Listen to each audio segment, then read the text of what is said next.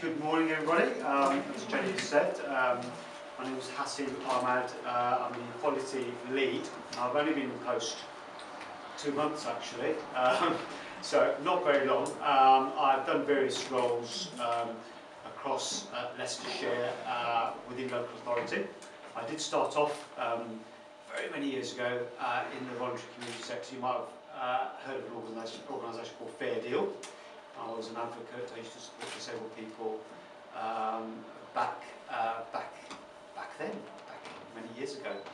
As part of my induction, on my list of people to see was Jenny, and we have an engagement officer at the Clinical Commissioning Group here in Leicester City. This is the new sort of structure, the new world order that came into being on the 1st of April. The Clinical Commissioning Group is responsible for commissioning a number of services across Leicester, healthcare services of various shapes and sizes. As part of my induction, Jenny was one of the sort of top people to come and talk to.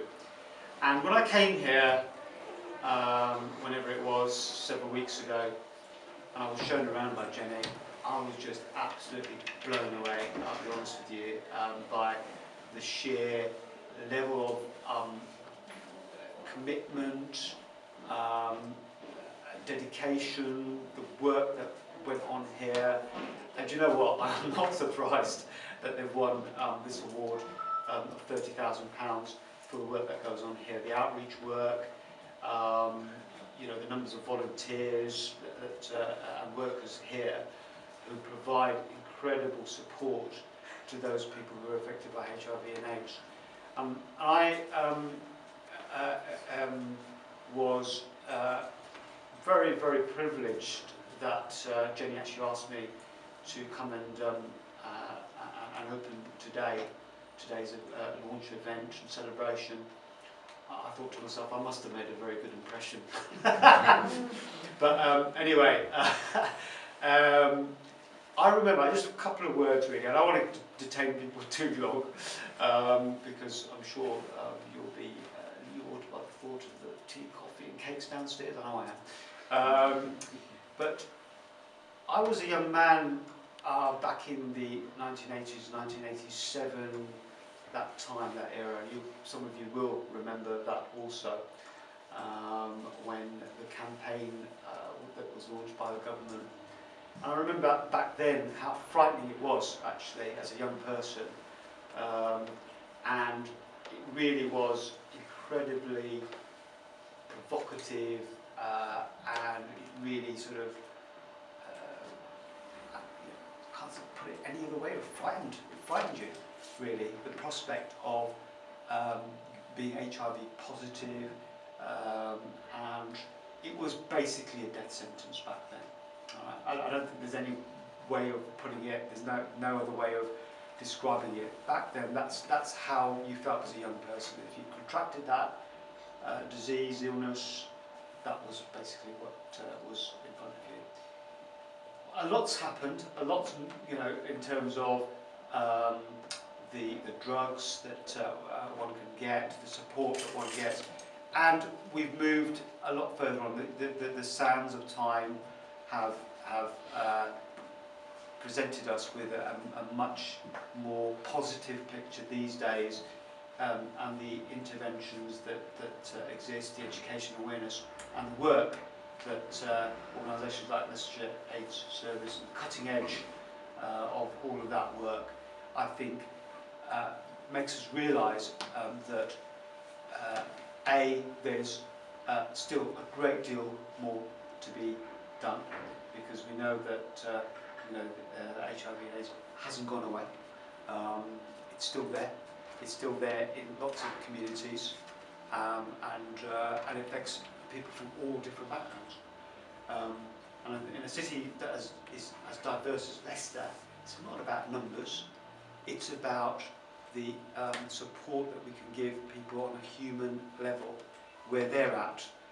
And I think working for the statutory sector, I think it's important for us in the statutory sector to realise and appreciate and be aware of the amount of work that needs to happen within communities that I think the health sector and statutory organisations can't do, because we haven't got the expertise to do it, first and foremost.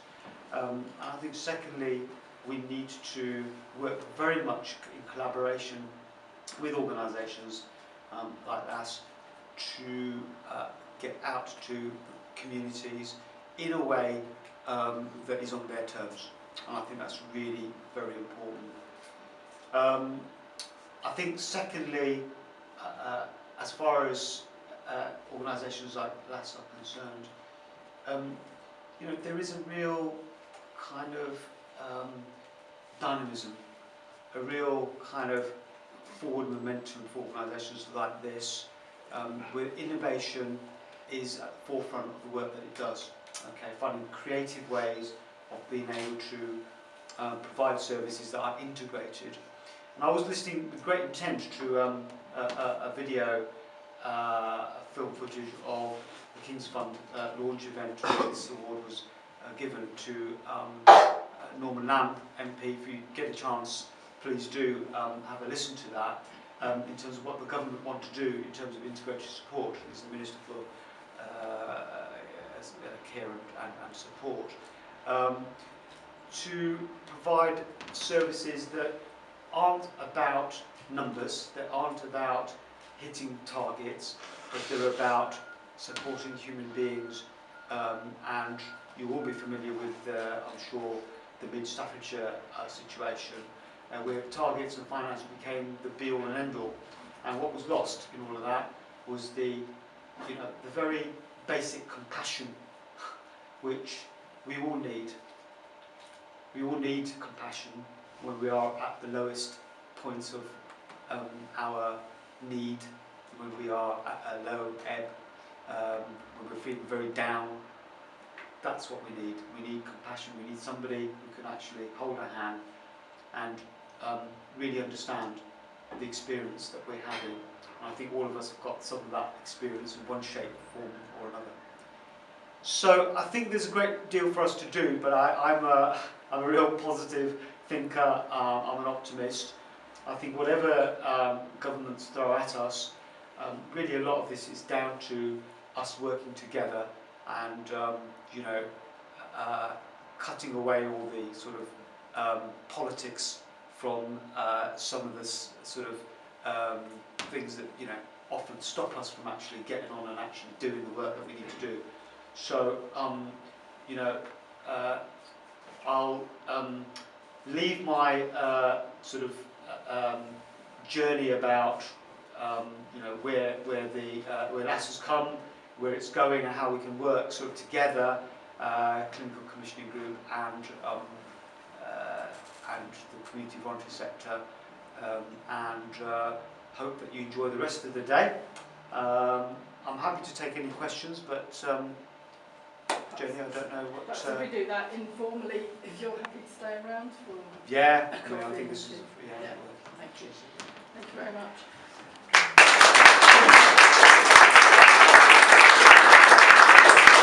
We're now going to just show you the 3-minute film that was made when the Impact Award team came to visit us. They were here all day and they've crystallised our work down to 3 minutes.